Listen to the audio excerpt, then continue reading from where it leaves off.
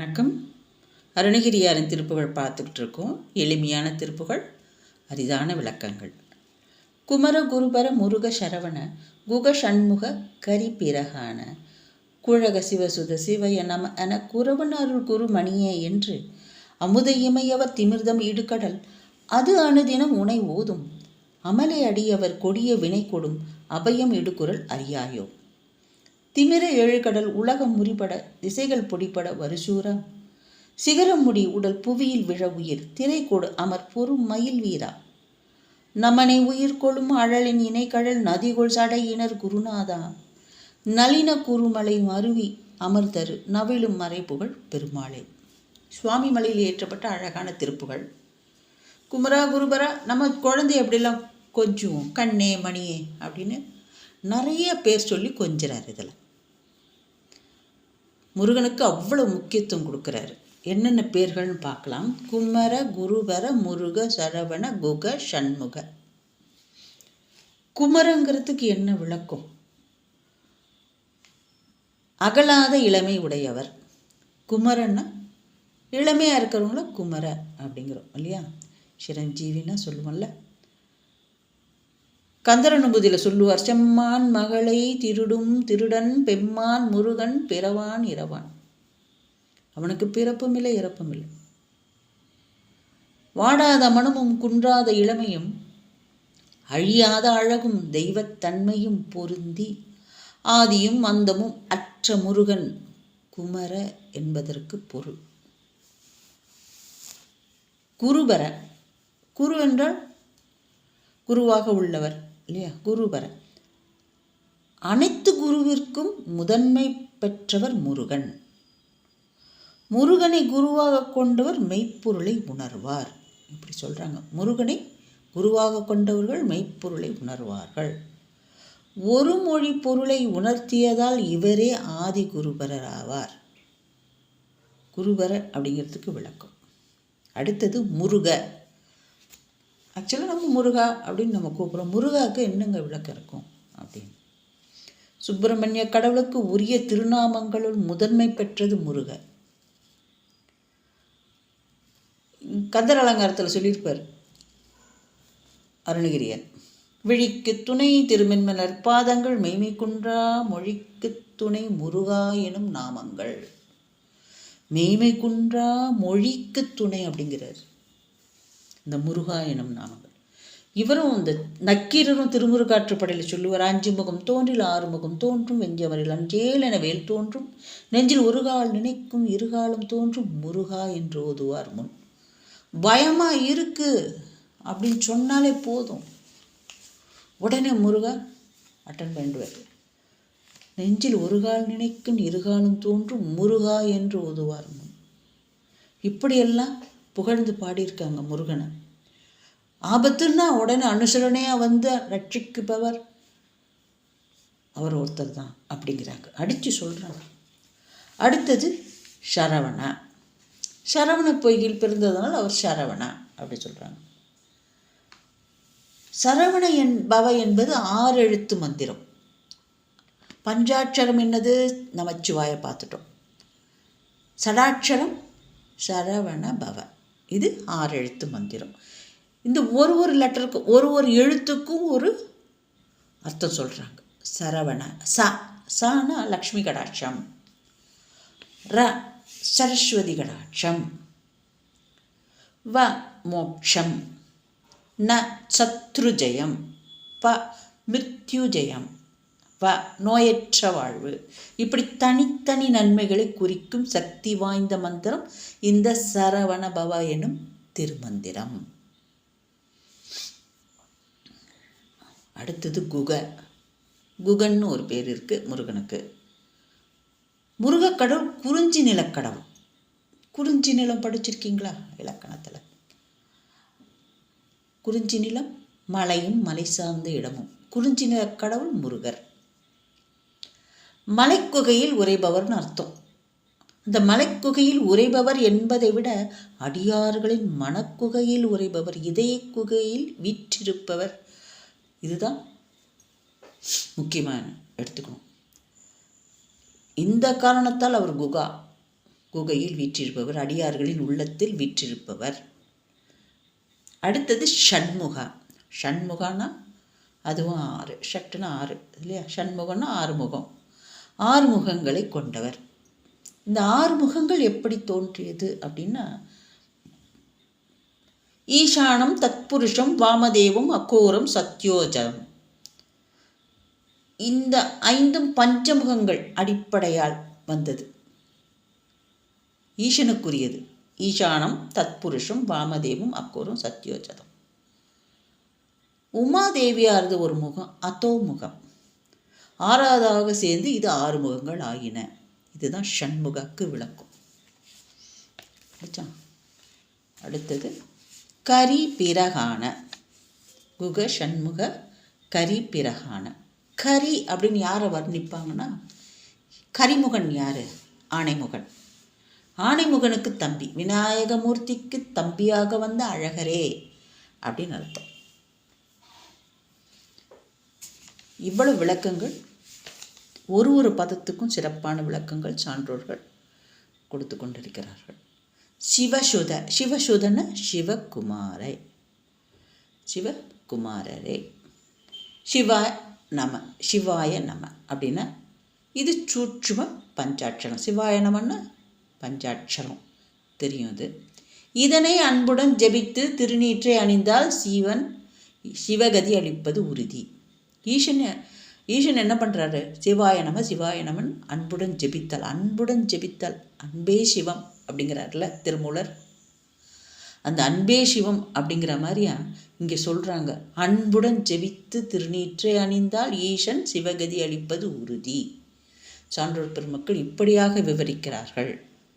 சிவாய நம என சிந்தித்து இருப்பவர்களுக்கு அபாயம் ஒரு நாளும் இல்லை, அவை பாட்டி சொல்லியிருக்காங்க. இங்கே என்ன சொல்கிறாங்க? சிவாய நம என குறவன் அருள் குருமணியே என்று. சிவாய நம ஓதும் அன்பர்களுக்கு முருகன் குருவாக வந்து அருள் புரிவார். இதான் அதற்கு அர்த்தம். சிவாய நம அப்படின்னு ஓதும் ஜெபிக்கும் அன்பர்களுக்கு முருகன் குருவாக வந்து அருள் புரிவார். இதுதான் இந்த லைனுக்கு அர்த்தம். அடுத்தது அமுத இமையவர் திமிர்தம் இடுகடல். தேவர்கள் அமுதத்தை கடையிறாங்க கடல்ல. அந்த கடல்ல அமுதத்தை கடையும் போது ஒரு ஓசை எழும் இல்லையா? அந்த ஓசையை அப்படியே வச்சுக்கோங்க. அனுதினம் உனை ஓதும். இந்த பக்கம் நாள்தோறும் அடியார்கள் உடை அனுதினமும் ஓதிக்கொண்டிருக்கின்றார்கள். எப்படி ஓதிக்கொண்டிருக்கின்றார்கள்? அமலை அடியவர் கொடிய வினை கொடு, அபயம் இடுக்குறள் அறியாயோ. இப்படி கேட்கிறார் அருணகிரியர். அனைத்து அடியார்களும் குமரா குகா சண்முகா சரவணா என்று அபயக்குரல் ஓலமிட்டு தன்னுடைய கொடிய வினைகள் அமலே அடியவர் கொடிய வினை கொடு, இந்த கொடிய வினைகளை உன்னிடம் முறையிடுவது அறியாயோ அப்படின்னு கேட்குறார். உனக்கு புலப்படாதா? அறிய முடிந்ததா? இப்படியெல்லாம் கற்றுக்கிட்டு இருக்காங்க. எப்படி கற்றுக்கிட்டு இருக்காங்க? அடியார்களின் ஓலக்குரல் தேவர்கள் அமுது வேண்டி பார்க்கடலில் கடந்திட்ட ஓசையைப் போல் இருக்கிறது என்று உருவப்படுத்துகிறார் ஆசிரியர். இங்கே முதல்ல சொன்னது எதுக்கு சம்மந்தம் இல்லாமல் இமையவர்கள் பார்க்கடலில் கடந்து கொண்டிருக்கிறார்கள் அப்படின்னு சொன்னார்னா, அந்த கடல் ஓசை கடையும் போது ஏற்படும் ஓசை. சும்மா நம்ம வீட்டில் தயிர் கடைஞ்சாலே சலச்சலச்சலன்னு ஒரு சத்தம் வரும். பார்க்கடலில் இவங்க அமுதி எடுக்கிறதுக்காக கடையிறாங்க. அது எப்போ ஏற்பட்ட ஓசை இருக்கும்? அந்த ஓசை போல் அதிகமாக இருக்கும் அடியார்களுடைய அபயக்குரல். ஓலமிடுகிறார்கள், இறைவா காப்பாற்று, எங்களுடைய வினைகளை தீர்த்துவை, தங்களுடைய கொடிய வினைகளை உன்னிடம் முறையிடுவது உனக்கு அறியவில்லையா? அறியாயோ அப்படின்னு அர்த்தம். உங்களுக்கு புலப்பட்டதா? அறிய முடிந்ததா? கேட்டுதாப்பா காதில்? மக்கள் இப்படி உன்னையே நினச்சி புலம்பிட்டு இருக்காங்க அப்படின்னு சொல்கிறாரு அருணகிரியார். அழகாக இருக்குது.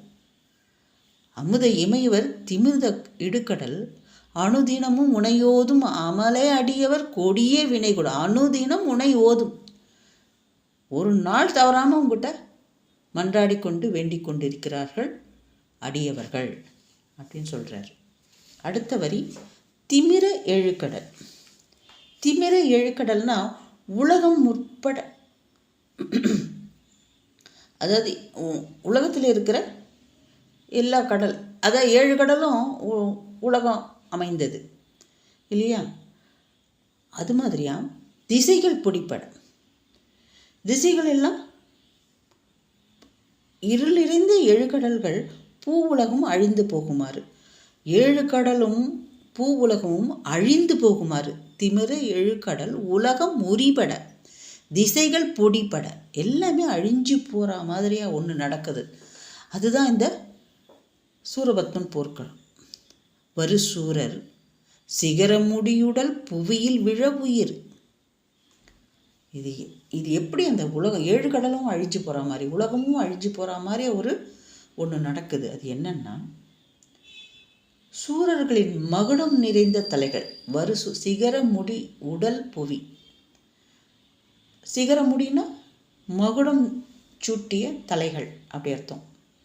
மகுடம் நிறைந்த தலைகளும் உடல்களும் பூமியில் விழும் வண்ணம் போரிட்டுன்னு அர்த்தம்.